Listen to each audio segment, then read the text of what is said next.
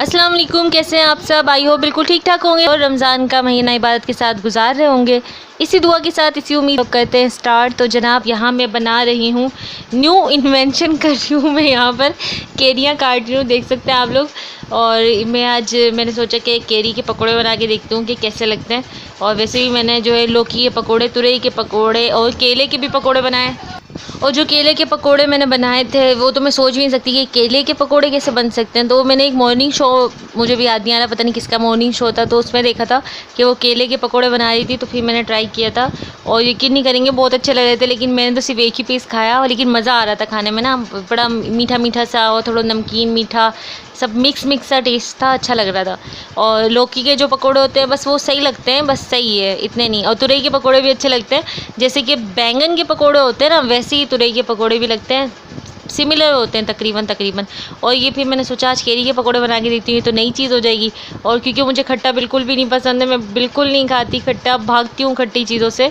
तो मैंने यहाँ पे केरी के पकोड़े बनाए। और ये केरी जो थी, ये वो वाली केरी थी जिससे चटनी वटनी बनाते हैं ना, खट्टी वाली चटनी, ये वो वाली केरी थी जिससे अचार लगाते हैं, चटनी बनाते हैं, वो वाली केरी थी। और लेकिन मुझे तो पता नहीं था, अभी लेकर आए थे, तो मैंने साथ के साथ ये केरी निकाली। मैंने कहा चलो आज इसके पकौड़े बना के देखती हूँ। और मैंने यहाँ जैसे ही मुझे पता चला ये बहुत ज़्यादा खट्टे, सब आंखें बंद करके खा रहे थे, तो उसके बाद मैंने एक भी चटनी लगाया इसमें, बिल्कुल मैंने छुआ तक नहीं।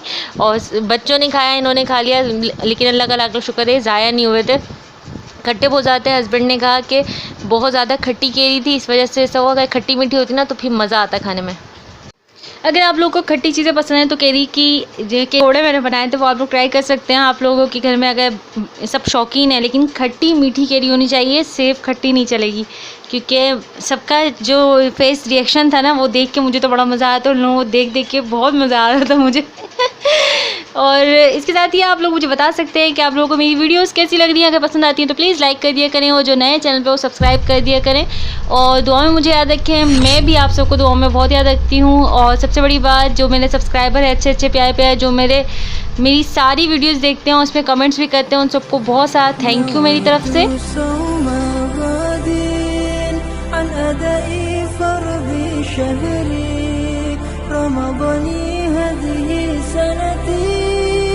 فرضا لله تعالى نويت صوم غد عن أداء فرض شهري رمضان هذه سنتي فرضا لله تعالى di bulan yang suci marilah। जब मैं दाल के पकौड़े अगर नहीं बनाती थी तो मेरी अफ्तारी कंप्लीट नहीं होती थी, लेकिन अभी जो है बिल्कुल मैं नहीं बनाती दाल के पकौड़े, बहुत ही कम, बल्कि मैंने नहीं बनाए, बस 2 या 3 बार ही बनाए। और ये मैंने फ़र्स्ट टाइम ही आप लोगों को शेयर किया है। तब हो जाती है दाल अगर भिगो भी दो ना, तो उसमें बड़ी परेशानी होती है, मैं तो बहुत ज़्यादा तंग होती हूँ। तो यहाँ पर मैंने खिसारी की जो दाल होती है, चने की दाल से थोड़ी छोटी होती है खिसारी की दाल, वो दाल ली थी। उसमें मैंने जो है घर में जैसे हरी मिर्च है, थोड़ी सी लाल हो जाती हैं, वो सारी मिर्चें और हरी मिर्च वो डाल दिया था। और 2-3 जो है लहसुन की कलियां डाल दी थी, तकरीबन 4-5 डाली होंगी लहसुन की कलियां। और ये तकरीबन आधा पाव दाल है आई थिंक, क्योंकि मैंने 1 पाव या आधा किलो एक साथ ही मैंने बॉईल कर दिया, यानी भिगो के रख दिया था। और फिर उसको मैंने ग्राइंड करके उसके पोर्शंस बना के रख दिए थे। उससे मुझे इजी हो जाता है कि दूसरे तीसरे दिन भी मैं बना लूँगी आराम से।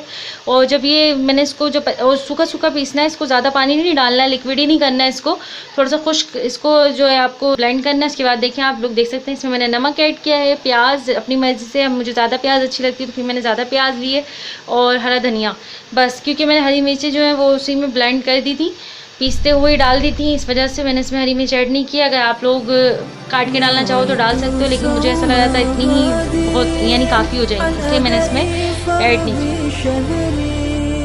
رمضان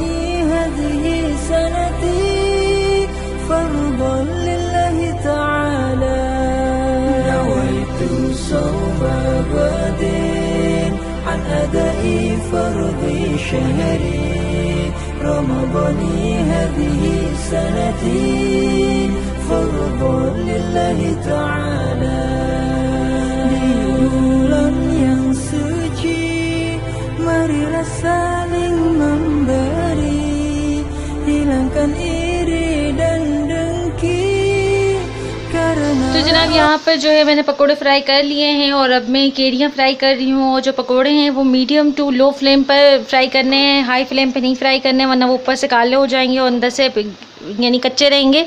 इस वजह से मीडियम टू लो करना है और ज़्यादा जो है आपको चूल्हे की आंच नहीं रखनी है, वरना ख़राब हो जाएंगे। और यहाँ पे केरियाँ आप लोग देख सकते हो किस हद तक खूबसूरत तरीके से फ्राई हो रही हैं।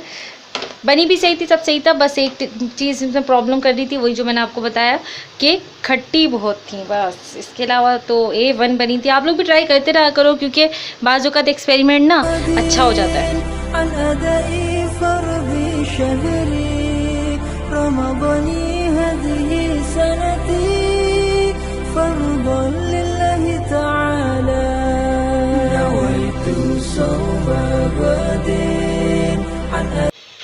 तो जनाब यहाँ देख सकते हैं आप पकोड़े की सूरत कितनी प्यारी निखर के आई है और इतनी ज़्यादा क्रिस्पी है। मैं आपको खा के तो नहीं दिखा सकती थी ना, वरना मैं दिखाती ज़रूर आप लोगों को, क्योंकि ये इफ्तार से पहले की वीडियो क्लिप है। और इफ्तार के वक्त ना हालत ऐसी हुई होती है कि अपने ही होश नहीं होता कि बस पानी पानी पानी पानी। और उस वक्त मैं क्या वीडियो रिकॉर्ड करूँगी। अभी 2 दिन से तो वैसे ही मैं कोई वीडियो रिकॉर्ड नहीं करी, क्योंकि मेरी तबीयत ऐसी हो जा रही है ना, बिल्कुल असर के वक्त तो ज़्यादा निढाल हो जा रही हूँ मैं। गर्मी बहुत है, पता नहीं आप लोग किस तरह से रोज़े रख लो, मुझे ज़रूर बताना कि गर्मी आप लोगों के एरिया में भी ज़्यादा है या हमारे यहाँ बहुत ज़्यादा है। कराची में वैसे इतनी गर्मी नहीं होती, लेकिन अभी तो पता नहीं, जब मगरिब की अज़ान होती है ना तब तक 43 डिग्री सेंटीग्रेड दर्ज हरारत होता है कराची का, वरना ऐसा कभी भी नहीं होता था। आज का व्लॉग यहीं पे मैं करती हूँ एंड। और जाते जाते आप लोगों से यही कहना चाहती हूँ, अपना ख्याल रखें, अपनों का ख्याल रखें, हंसते रहें, मुस्कुराते रहें। फ़ी अमान अल्लाह।